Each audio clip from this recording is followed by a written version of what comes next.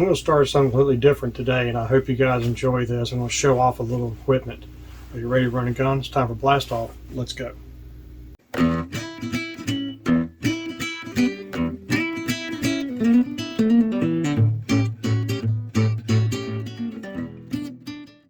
Hey guys, Todd here with you. Welcome back to Bassin 101.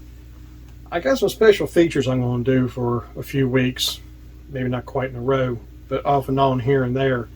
If you remember, I did a video a few months ago of get your tackle as far as your lures together, what you're going to use before you start choosing combos. Well, I've just about got everything chosen. I know the categories I'm going to be throwing, so that gives me a good idea of what kind of rods and reels to put together. I've got a bunch of rods and reels, from vintage to brand new to ones I'm building. And I thought, since I had all this stuff, wouldn't it be cool to put together combos that kind of matched each other as far as periods of when they come out, including line and everything else. And I've got all kinds of vintage line too. So I thought it'd be cool. Check this out. Lindy made these. They don't make them anymore, but you can find them on eBay on bid. The rod control bags, they're padded through here for the reels, and then you got everything on the rods. And I keep everything in socks and reel covers. Just make sure everything stays protected. You'll see the thumbnail I put for the video for these particular rods. Everything's packed in rod socks. There's also Lindy makes the carry bags. I'll show you one here. Here's a carry bag that they make for Lindy's rod socks.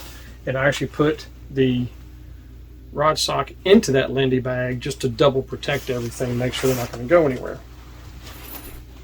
And I have got all these labeled and put together, so I know, if I want to go fishing that day, rather than try to figure out what I have in each bag, I can just look at the label. Oh, this is what this is. Grab that bag, and then when I get to the river, just take out the rods I want to use for that day, lock the rest of them up, and go fishing for a few hours. I just think that's kind of a fun way to do it. So what I have for you today is all antique vintage Daiwas. Now there are, I think there's one or two rods in the mix that are not Daiwa, but they are vintage.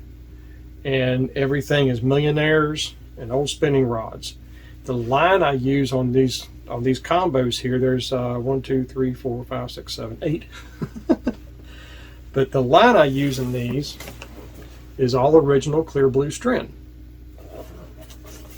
not the pure fishing that you find towards the mid to late 90s to present. This is all DuPont string, even all the way through the 80s.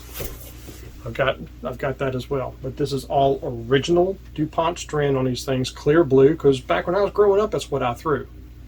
And that was one of the most popular lines back then besides Trilene. So I thought I'd walk you through these so you can kind of see how I have everything arranged.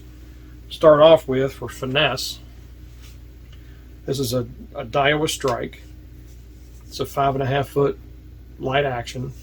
I keep about 1,000 series reel on here, and 6-pound clear blue. And this is what I would use for tubes, hair jigs, things of that nature. I would throw on this, or maybe a shaky head.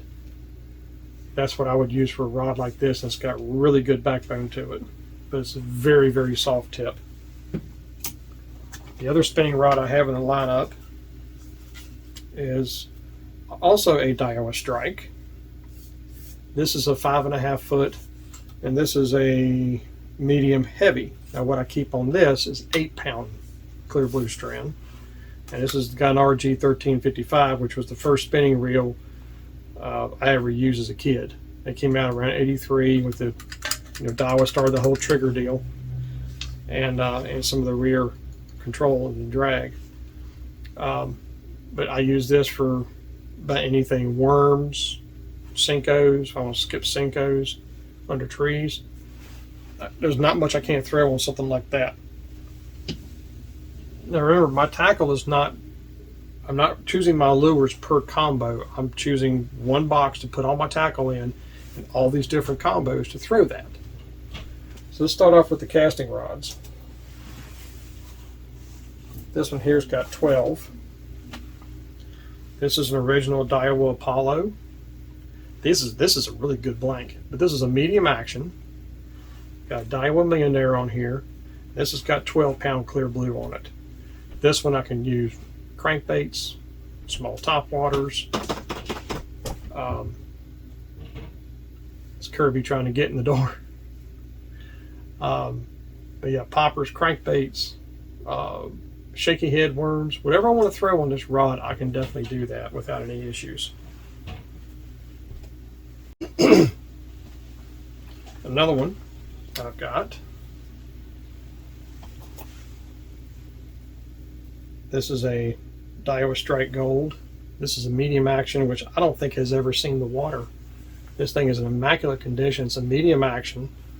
I keep a 14-pound test on this strictly because I can use this as a top water rod, a worming rod. It's a little stout for a medium action. I mean, it's got a really good tip. But on this one, I've got a Daiwa V, a black Daiwa V. And again, like I said, 14-pound clear blue on this, and I can use this for just about anything too.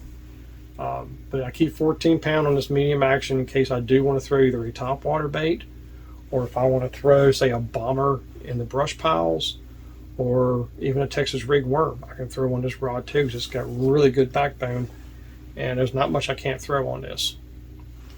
Another one I've got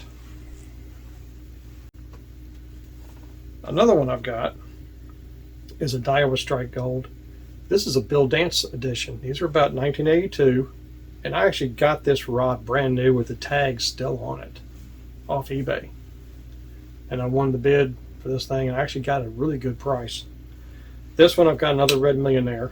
All these Millionaires are 3.8 to 1s.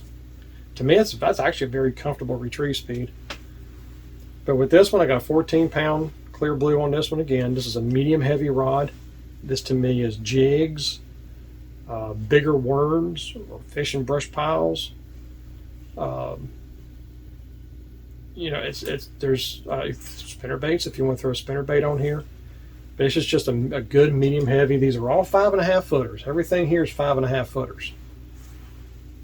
And there's not much you can't throw on something like this as far as anything of a jig or worms or spinner baits, anything that's heavy, or if you want to fish a little bit heavy cover, this is a really good system right here. Another one, which has also got 14-pound clear blue. These are really hard to find. This is a Daiwa Boron series. It's about 1983, roughly, medium heavy, and I've got the green Millionaire 5 on this one, or Millionaire V on this one. Again, 14-pound. This is a little stouter than the Bill Dance medium heavy. But man, it doesn't weigh anything. This is such a light rod. But again, worms, jigs, spinner baits. I can carry multiple different kind of Texas rigs on here if I want to try different kind of worms in different areas, see what's going to work. I definitely have the rods for those.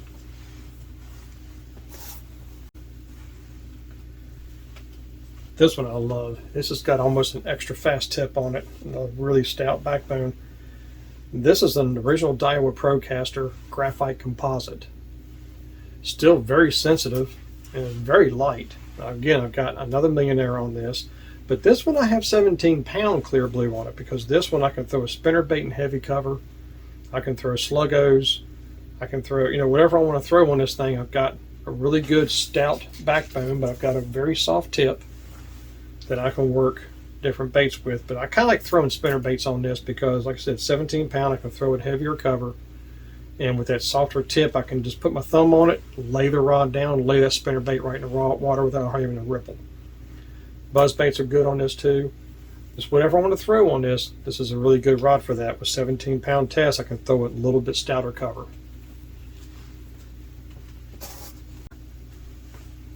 I thought I would save this one for last.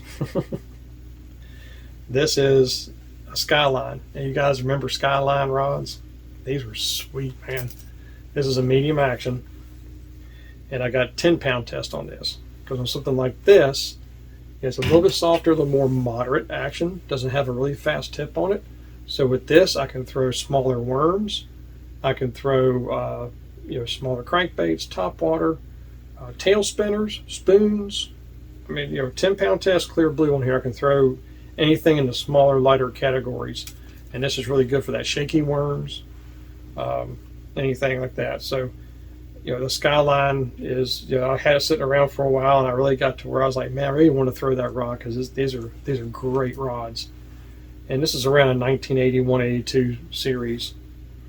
But again, Red Millionaire on that. I got 4 Red Millionaires, and again, these are all 3.8 to 1s, and so that's what I've got for those.